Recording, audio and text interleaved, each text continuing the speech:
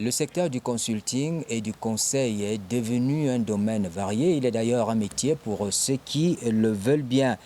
Un métier qui requiert un haut niveau d'expertise.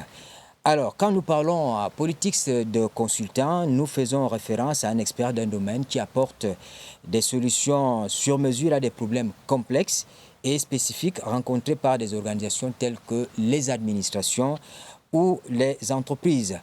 À l'aube de la rentrée scolaire et académique, au moment où on annonce la reprise des formations ou des enseignements dans les instituts de formation, Politics ouvre ses portes à Benjamin Tchofo. Benjamin Tchofo qui est directeur du Centre africain de recherche forestière appliquée et de développement. Avec lui, nous allons évoquer la reconversion possible offerte à ceux qui le veulent bien, les offres de formation pour devenir consultant. Bonjour et bienvenue, M. Tchofo.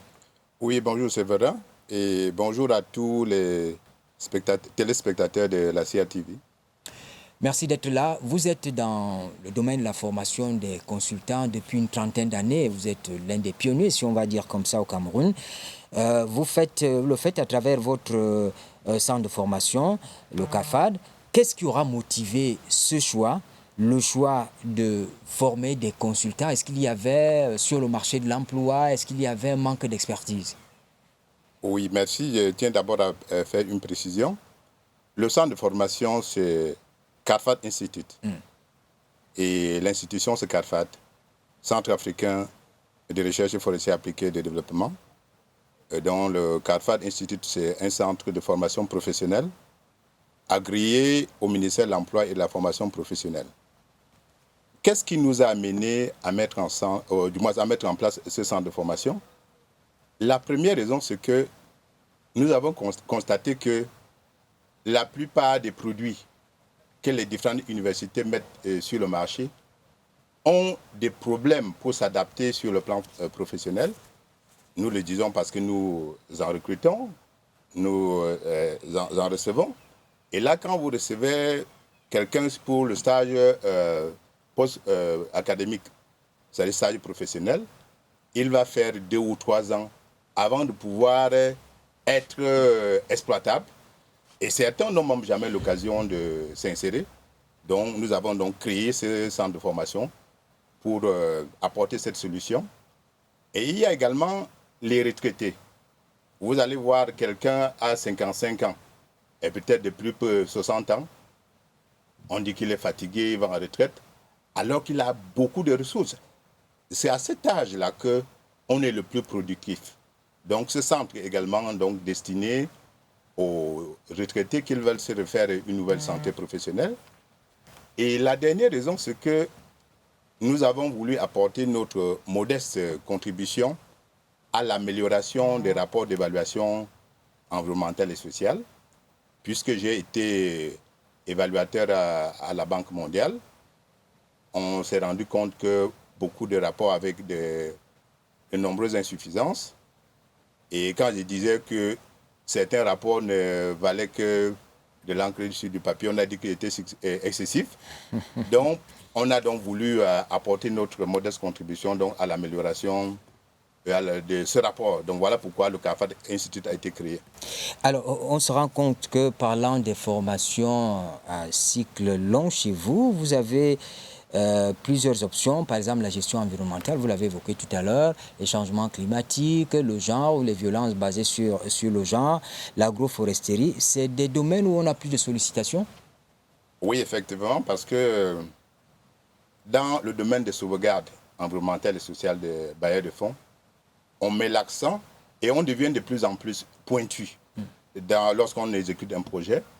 Vous allez voir, quand on exécute un projet, on va recruter un expert environnement, on recrute un expert social, on recrute un expert sécurité, on recrute un expert biodiversité. On le voit avec la construction des barrages. Voilà justement, un expert social que j'ai dit tantôt, un autre qui ne s'occupe que des aspects sur les violences basées sur le genre, et même un autre qui ne s'occupe que de la mise en œuvre du mécanisme de gestion de plainte. Donc c'est l'expertise pointue. Et là, ce n'est pas parce que vous avez un diplôme que vous avez cette expertise. Et lors du recrutement, ce qui compte, c'est cette expertise, pas trop le diplôme. Alors, est-ce qu'il y a aussi des formations à la carte pour des besoins spécifiques? Parce que là, oui, on peut les utiliser ailleurs, mais il y a des gens qui ont besoin des formations peut-être à très courte durée pour répondre à un type de besoin. Oui, effectivement, il y a des formations à très courte durée, 2-5 jours maximum, mais aussi des formations que on peut tailler, du moins faire à la taille du demandeur.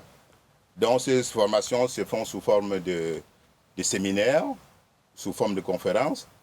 D'ailleurs, en 2023, nous avons organisé un séminaire sur les sauvegardes environnementales et sociales au standard des banques multilatérales, Banque mondiale, Banque africaine de développement, Banque islamique de développement.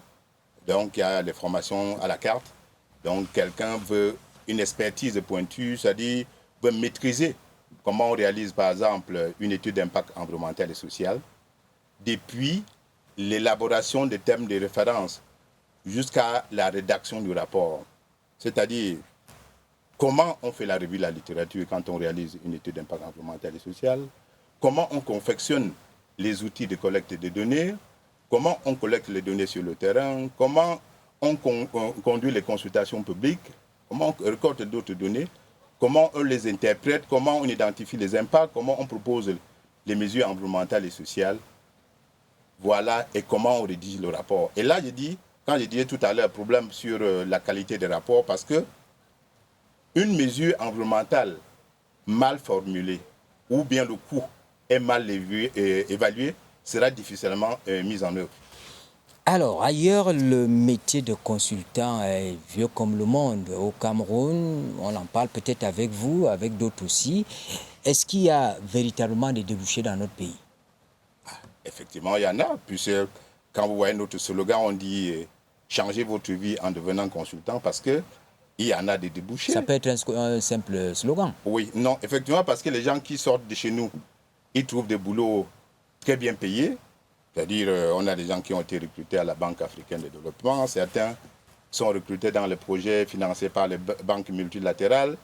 D'autres ont créé eux-mêmes leurs propres structures, que ce soit les bureaux d'études ou bien les ONG. D'autres ont trouvé des boulots dans les ONG internationales, les bureaux d'études.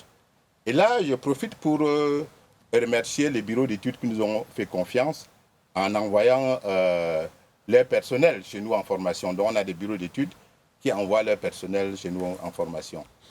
Donc, vous pouvez également être consultant individuel.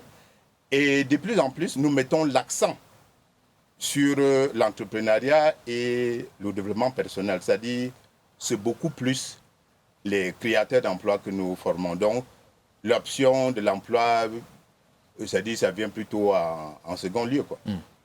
Alors, il y a la 4e promotion qui est annoncée dans les prochains jours. Qu'est-ce qu'il y aura de particulier sur les modules de formation, l'encadrement de cette promotion?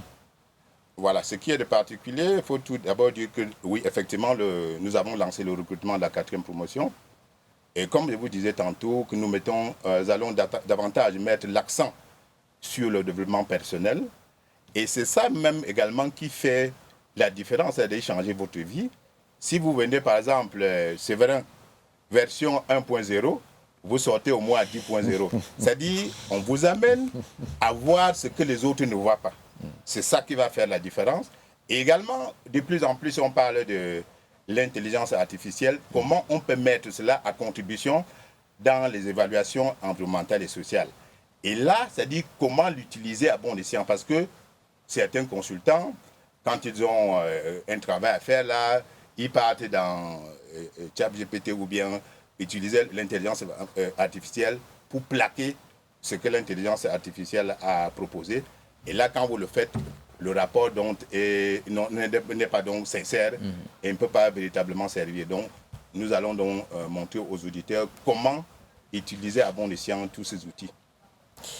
Monsieur Benjamin Tchofo, on va vous dire merci pour cet échange que nous avons sur le métier de consultant. Vous en formez dans votre centre et vous nous avez dit qu'il y a des débouchés, il y a des gens qui sont bien payés pour cela, ce qui est une bonne chose.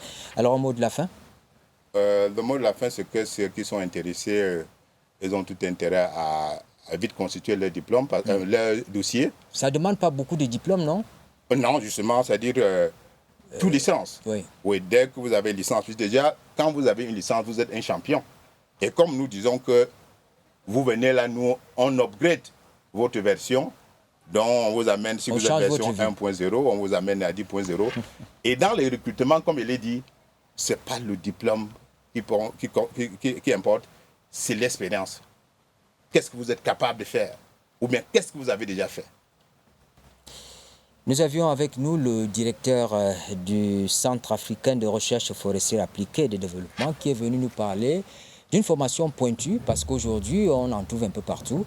Il y en a qui portent peut-être le titre sans le savoir, mais sachez que pour être consultant, on doit se former. Consultant dans des domaines précis tels que le changement climatique, le genre et les violences basées sur le genre, l'agroforesterie ou alors la gestion environnementale et sociale. Tout cela a besoin que nous ayons une formation adaptée. Donc, M.